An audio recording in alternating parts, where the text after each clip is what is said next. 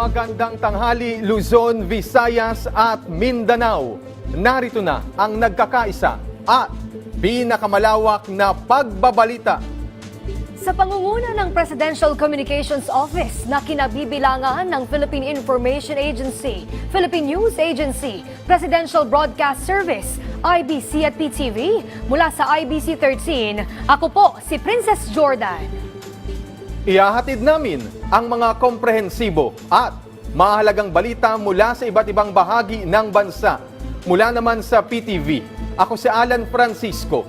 Ito ang Balitang Pambansa. Ngayong tanghali sa Balitang Pambansa, sa kabila ng mga pagsubok, Pangulong Ferdinand R. Marcos Jr. binigyang diin na karapat-dapat pa ring magdiwang ng Kapaskuhan ang mga Pilipino. Pagtulong sa mga biktima ng magkakasunod na bagyo, muling ipinaalala ng Pangulo. Pangulong Marcos Jr. pinangunahan ng gift-giving program sa Marikina at Muntinlupa ngayong araw. Pagpaplano ng people power o revolusyon, hindi bluffing matter, ayon kay Presidential Legal Counsel Juan Ponce Enrile. Pangulong Marcos Jr. ikinababahala ang presensya ng Russian attack submarine sa West Philippine Sea. Wala mang bagyo, tuloy-tuloy na pag-ulan, naranasan sa maraming lugar sa bansa dahil sa shearline at amihan ayon sa Pag-asa, landslides at mga pagbaha na itala. At automated counting machine, nationwide roadshow ng COMELEC na gagamitin sa 2025 elections. Umarangkada na ngayong araw. Una sa ating mga balita, sa Christmas lighting event sa Malacanang, binigyang diin ni Pangulong Ferdinand R. Marcos Jr. na sa kabila ng mga pagsubok, karapat-dapat pa ring magdiwang ng Pasko ang bawat isang Pilipino. Muli rin niyang ipinaalala ang patuloy na pagtulong sa mga kababayan nating biktima ng mga nagdaang bagyo. Narito ang report. It is a joyful time for all Filipinos. But as we celebrate, all I'd like is to ask you to hold a thought for all those people who up to now are trying to recover from the effects of the 6 typhoons that we suffered in 23 days. Many of them are still in shelters. Many of them are still in need. All of these disasters, like I just came and saw some victims of fires. All of these people, let's just keep them in mind and do what Filipinos do. Let's help each other. Simple pero makabuluhan ang Christmas message ni Pangulong Ferdinand R. Marcos Jr. sa mga Pilipino, lalo na sa mga biktima ng mga nagdaang bagyo. Kagabi, sina Pangulong Marcos Jr. at First Lady Liza Araneta Marcos ang nanguna sa taunang Christmas tree lighting, kung saan kinilala rin ng Pangulo ang katapangan ng mga Pilipino na hindi agad sumusuko at patuloy na bumangon ngayong paparating na Pasko. And my Christmas wish is that despite everything, that no Filipino has, every Filipino should feel somehow Christmas. Because after all, no matter how many typhoons they throw at us, no matter how many problems are thrown at us, there's nothing that will quench the Christmas spirit in the Filipino heart. In every child, man, woman, Filipino, hindi mo na matatanggal sa Pilipinas yan. Tampok din sa programa ang pagkilala sa mga nagwagi sa ikatlong taon ng Isang Bituin, Isang Mithiin. Ito'y nationwide lantern making contest sa iba't ibang state colleges and universities sa bansa na layong bigyang pugay ang talento ng mga Pilipino sa paglikha ng mga parol. Nakatanggap ng 1 milyong piso, laptop at iba pang gantimpala ang nakasungkit ng grand prize. Our theme this year is about hope and resiliency. So it's beautiful because the paroles that all the students made, we partnered with DepEd this year. Tinanghal din ang Puso ng Pasko na 1 oras na ballet ng Alice Reyes dance performance. Exciting ang bawat indak na sinabayan yan ng mga musika ni Master Ryan Cayabyab. My experience here is really good. So dun po sa ballet, I really liked it because my sister also dances, and also I felt the spirit of Christmas. Sobrang ganda po ng performance ng mga tao pong nag-perform sa stage. Sobrang ganda po, sobrang napakanga po nila ako. Naghandog din ng Christmas caroling ang tinaguriang Father of Christmas Songs na si Jose Marichan. Kasama niya ang Pinoy theater actress na si Carla La Forteza. Proyekto ang event ng Office of the President at Social Secretary Office. Mula sa PTV, Alan Francisco, Balitang Pambansa. Ilang lugar naman sa bansa ang nakaranas ng walang patid na pag-ulan nitong weekend. Dulot yan ng shear line. Kung ano-ano pang weather system ang kasalukuyang nakakaapekto sa bansa, alamin natin mula kay Pag-asa Weather Specialist Veronica Torres. Shear line na nakakaapekto sa southern Luzon at northeast monsoon naman sa nalalabing bahagi ng Luzon. Asahan natin itong shear line na magdadala ng maulap na papawirin at mga kalat-kalat na pag-ulan at mga isolated na mga thunderstorm sa Metro Manila, Maropa, Calabarzon, Bicol Region, Eastern Visayas, Western Visayas, Isabela, Quirino, Aurora, Nueva Ecija at Bulacan. Ang amihan naman ng northeast monsoon magdadala ng maulap na papawirin na may mga ulan sa nalalabing bahagi ng Cagayan Valley at Cordillera Administrative Region. Sa nalalabing bahagi ng bansa, fair weather conditions na kung saan sa Ilocos Region at nalalabing bahagi ng Central Luzon, posible yung mga mahinang pag-ulan at sa nalalabing bahagi ng bansa, posible naman ang mga localized thunderstorms.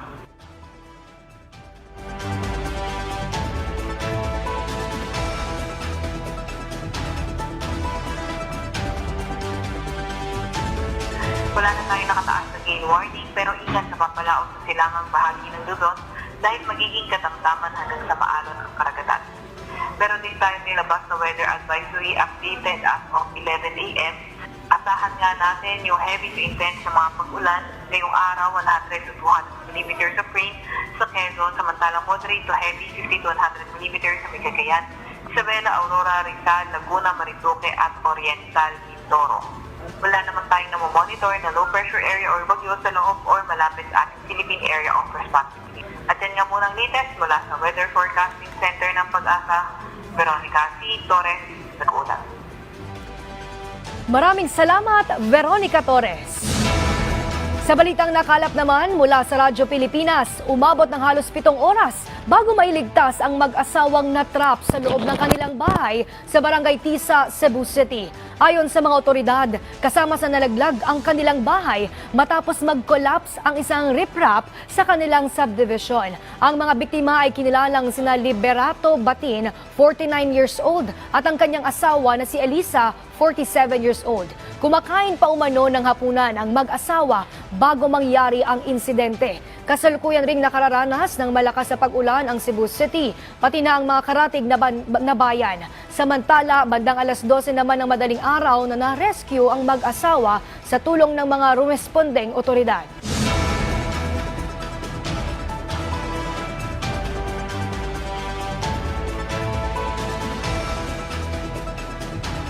Tiniyak ng mga lokal na pamahalaan sa Bicol Region ang tulong sa mga apektado ng shear line sa rehiyon. Si Angela Piñalosa ng Radyo Pilipinas sa Balitang Pambansa.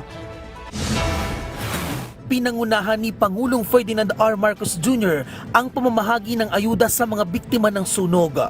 Bago yan ay personal muna niyang binisita at kinumusta ang kalagayan ng ating mga kababayan na pansamantalang nanunuluyan sa Delpan Evacuation Center.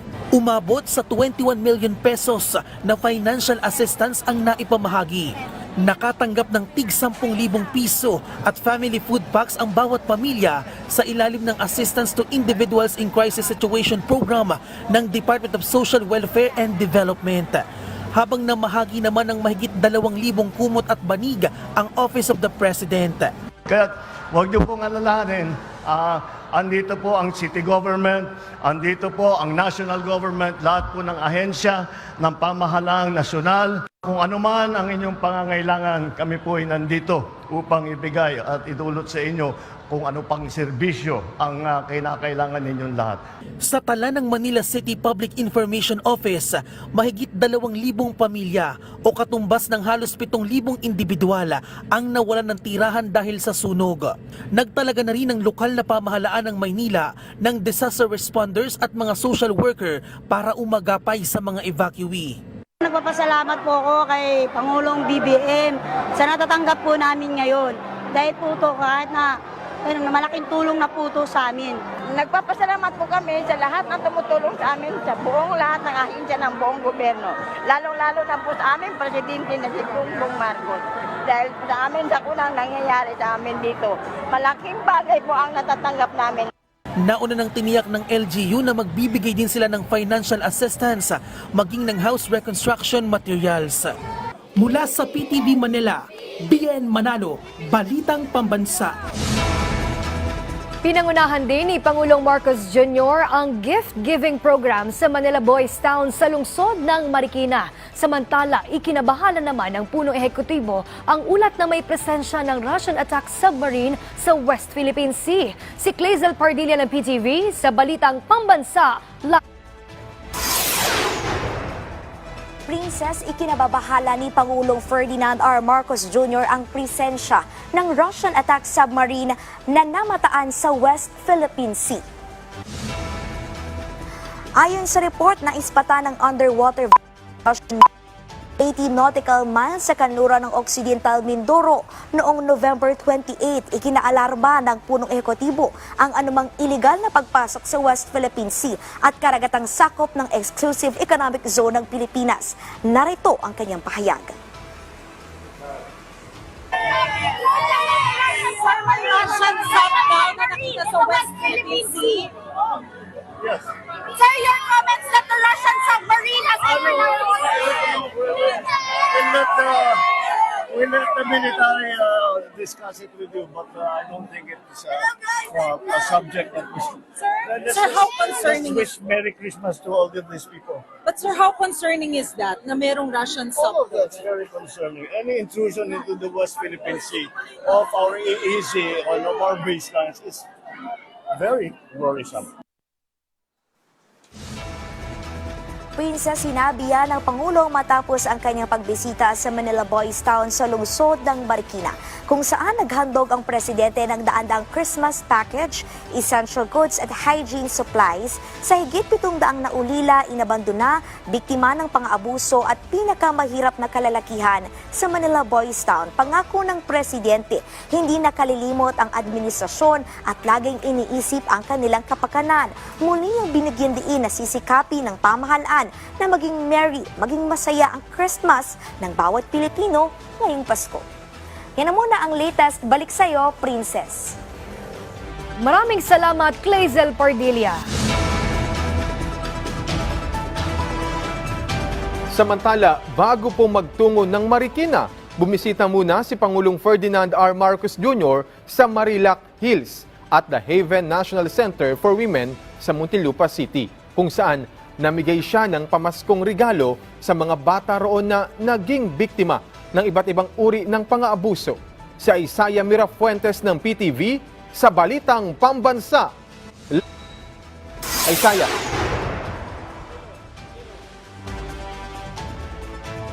Alan, tuloy ang Pasko. Yan ang paalala sa atin ni Pangulong Ferdinand Bongbong Marcos Jr. sa kabila yan ng pagsubok na ating pinagdadaanan. Ngayong umaga, binisita ni Pangulong Ferdinand Bongbong Marcos Jr. ang Marilac Hills at ang Haven National Center for Women sa Muntinlupa. Ang mga ito ay tirahan ng mga batang babae na nakaranas ng pang-aabuso at ang ilan naman ay nagkaroon ng pagkakasala sa batas sa kanilang murang edad.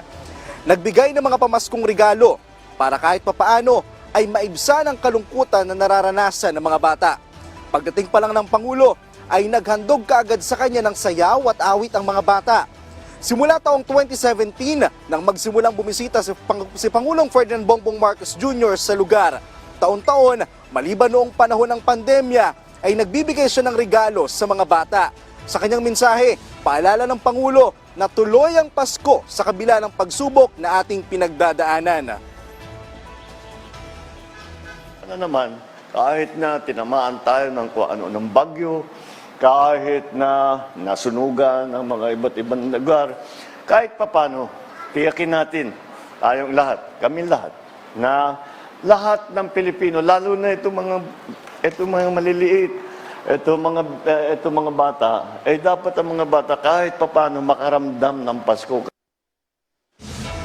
Alan, umabot sa mahigit 200 bata ang nabigyan ng regalo ng ating Pangulo. At alam mo, sabi ng karamihan sa mga batang nakausap natin, napakasaya nila dahil maaga pa lang ay naramdaman na nila ang diwa ng Pasko. At yan muna ang update. Balik muna sa iyo, Alan. Maraming salamat ay Saya Mirafuentes. Nakatanggap ng report ang Philippine Coast Guard mula sa isang mangingisda sa West Philippine Sea noong November 28, kung saan makikita ang People's Liberation Army o PLA Navy helicopter ng China sa bahagi ng Rizal Reef sa West Philippine Sea. Ayon sa report ng mangingisda, November 27 nang mangharas ang PLA helicopter sa mga Pilipinong mangingisda. Sabi ng PCG na nag-hover ang helicopter na 15 talampakan lamang mula dito sa dagat. Dahil dyan, nag-deploy ng mga barko ang PCG sa nasabing lokasyon. Samantala, kinumpirma rin ng PCG ang presensya ng Russian attack submarine sa Philippine Exclusive Economic Zone.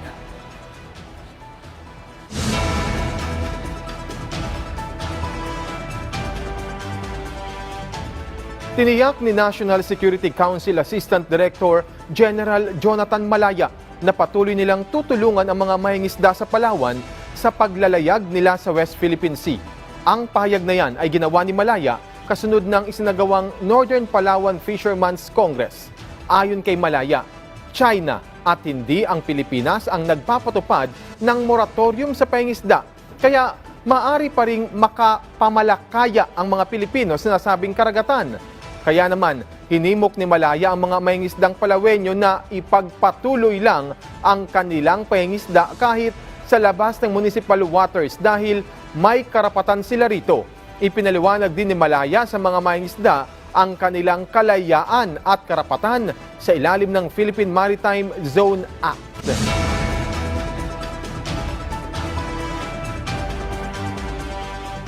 Naniniwala ang Pulitzer Prize-winning journalist na hindi matutuloy ang people power laban kay Pangulong Ferdinand R. Marcos Jr. sa kabila naman ng mga nararanasang ingay sa politika. Muling tiniyak ni Pangulong Marcos na nananatili siyang nakapokus sa pagpapaunlad ng Pilipinas. Si Alvin Baltazar ng Radyo Pilipinas sa Balitang Pambansa. Hindi nawawala si Pangulong Ferdinand R. Marcos Jr. sa kanyang focus upang ituloy lang ang trabaho at misyon nito sa gitna ng napakaingay na nililikha ng politika sa bansa sa kasalukuyan. Ayon sa punong ehekutibo, nananatiling nakatuon siya sa kanyang misyon at trabahong pagandahin ang Pilipinas. Sinabi ng Pangulo na tuwing may ingay na nagaganap na maaaring lumikha ng destruction sa kanyang mandato, ay kanya na lamang binabalanse ang sitwasyon. Ang iniisip na lang niya, sabi ng Chief Executive, sa ganitong mga sitwasyon ay kung bahagi pa ba ng kanyang trabaho na makipag-away at makipagdebate sa mga walang kwentang bagay. Pero sa bandang huli, sabi ng Pangulong Marcos, ay malinaw sa kanyang isipan kung ano ang kanyang trabaho at mandato. Ito ayon sa Pangulo ay ayusin ang Pilipinas at ito anya ang kanyang tutuparin. Trabaho ko ba yung makipag-away dyan? Trabaho ko ba makapag-debate dyan sa mga walang kwentang bagay? Hindi. Ang trabaho ko, pagandahin ang Pilipinas. Sa kabilang dako ay hindi nakakakita ang ilang observers na uusad ang tinatangkang people power laban kay Pangulong Marcos ng mga taga-suporta ng magamang dating Pangulong Rodrigo Duterte at Vice President Sara Duterte. Ayon kay Pulitzer Prize-winning journalist Manny Mogato, malayong-malayo ang nangyaring EDSA 1 at EDSA 2 sa sinusubukan ngayon na makabuo ng maraming tao sa EDSA Shrine.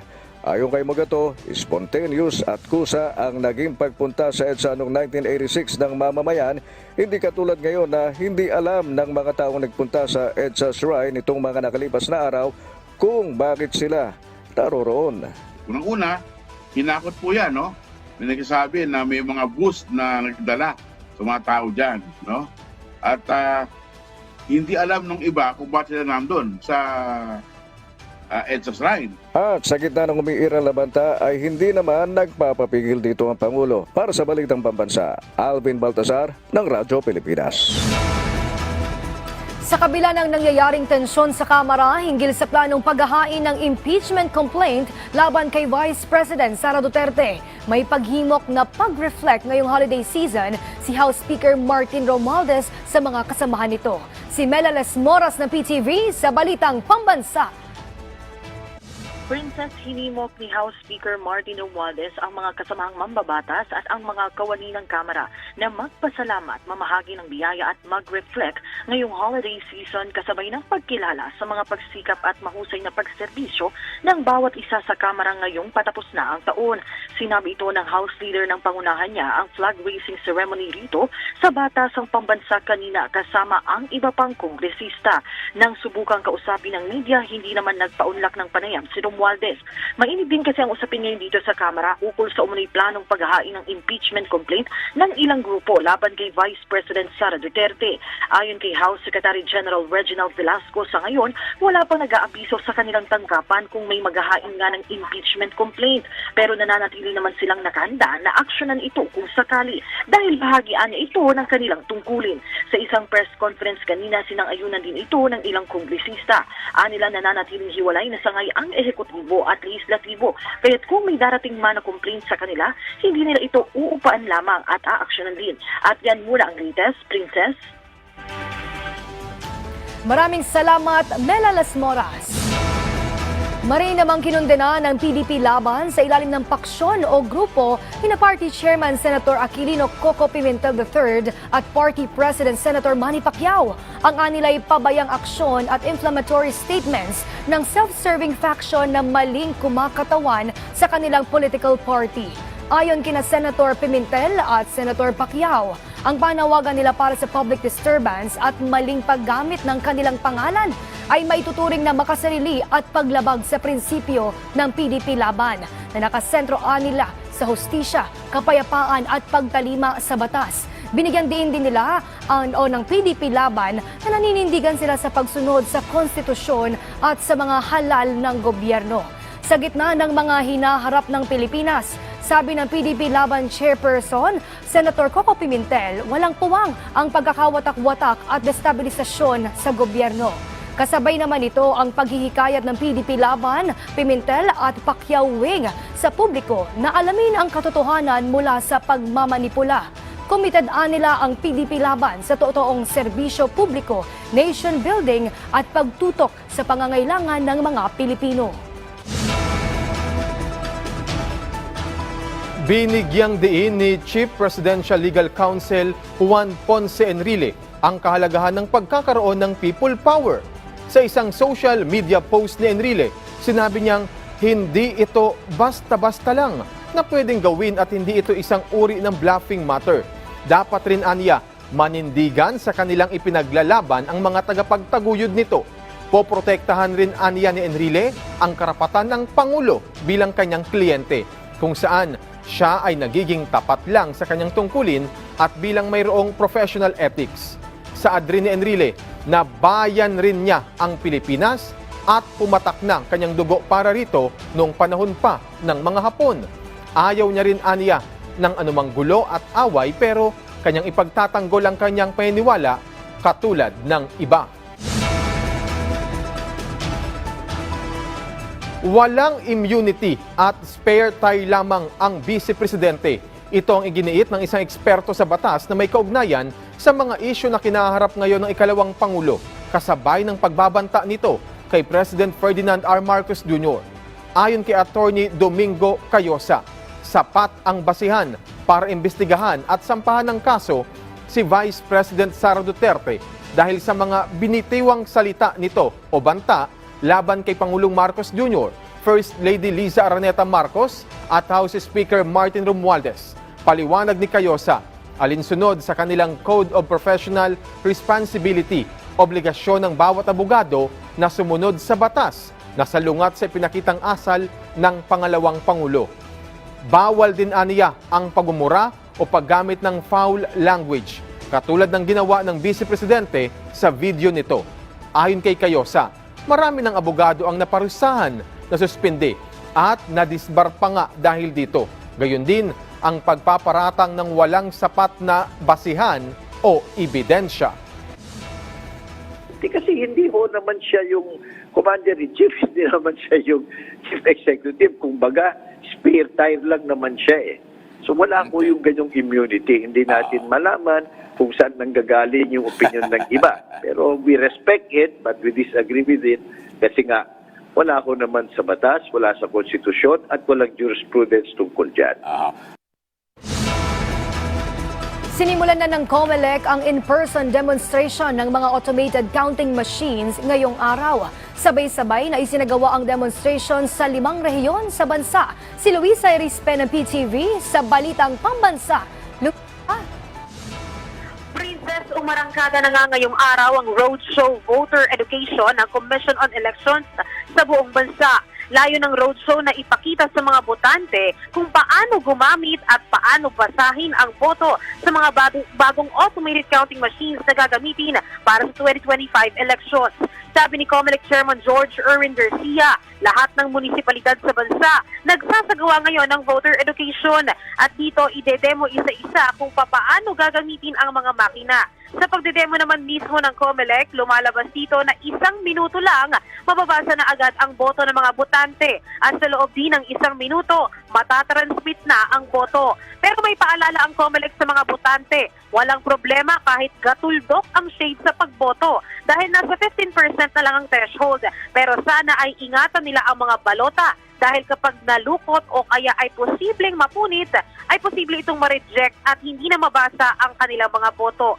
Pwede itong subukan na ipasok hanggang 4 na beses, pero kung talagang hindi natanggapin, ay hindi na mabibilang pa ang kanilang boto. Princess, sa demo naman ngayong araw, may isang ACM umano ang nagkaproblema ang screen sa Mindanao. Pero agad naman itong napalitan ng COMELEC kaya't natuloy pa rin ang voter education. Sabi ng COMELEC, sakaling mangyari ito sa panahon mismo ng eleksyon, may nakatabay ang komisyon na 110 na repair hub sa buong bansa. Samantala, Princess, magtatagal naman ang voter education ng COMELEC hanggang sa January 2025. At yan muna ang latest. Balik muna sa iyo, Princess. Maraming salamat, Luisa Erispe. Sisimulan na ng Land Transportation Franchising and Regulatory Board, LTFRB, ang pagtanggap ng aplikasyon para sa mga special permit ng public utility vehicles na babiyahe ngayong Kapaskuhan. Si JM Pineda ng IBC 13 sa Balitang Pambansa.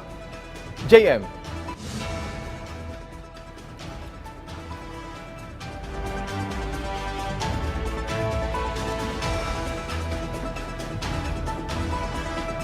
JM?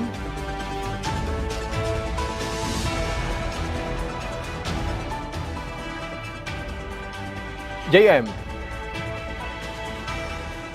Sige po. Go ahead, proceed. Bubuksan ng Land Transportation Franchising and Regulatory Board of parang application sa mga public utility vehicle o PUV. Gaya ng provincial basis kung kumuha special permit kung pakayahin sa pang mga ruta.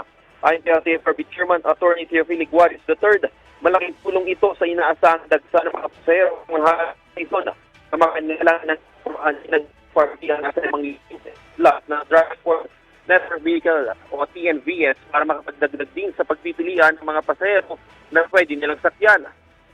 Ang hakbangin din naman na ito ay pagtitiyak na maging mabilis, ligtas ang biyahe ng mga pasahero sa gitna ng holiday season lalo pa at talamak ang mga kolorum na manluloko ngayon. Payo naman ng LTFRB sa publiko na planuhin mabuti ang pagbiyahe at sumunod sa mga safety protocols na pinapatupad sa kalsada. Dagdag pa nila na i-report din umano ang mga PUV na nininingil ng sobrang mahal at nag-overloading upang magawan agad ng aksyon. Nakapag-ugnayan na rin daw sila sa iba pang ahensya para matayak ang kaligtasan ng mga pasahero ngayong Christmas season. Ako si JM Pineda mula sa IBC 13 para sa Balitang Pambansa. Maraming salamat, JM Pineda. At dyan po nagtatapos ang 30 minutong ulat sa bawat sulok ng bansa. Samahan nyo kaming muli mamayang 6:00 ng gabi para sa updated at pinalakas pang balitaan mula sa PTV. Ako si Alan Francisco. Ito ang pinalawak na puwersa sa pangunguna ng Presidential Communications Office, kabilang ang Philippine Information Agency, Philippine News Agency, Presidential Broadcast Service, IBC at PTV. Mula sa IBC 13, ako naman po si Princess Jordan, hatid sa inyo ang komprehensibong paghimay sa mahalagang usapin dito lang sa Balitang Pambansa.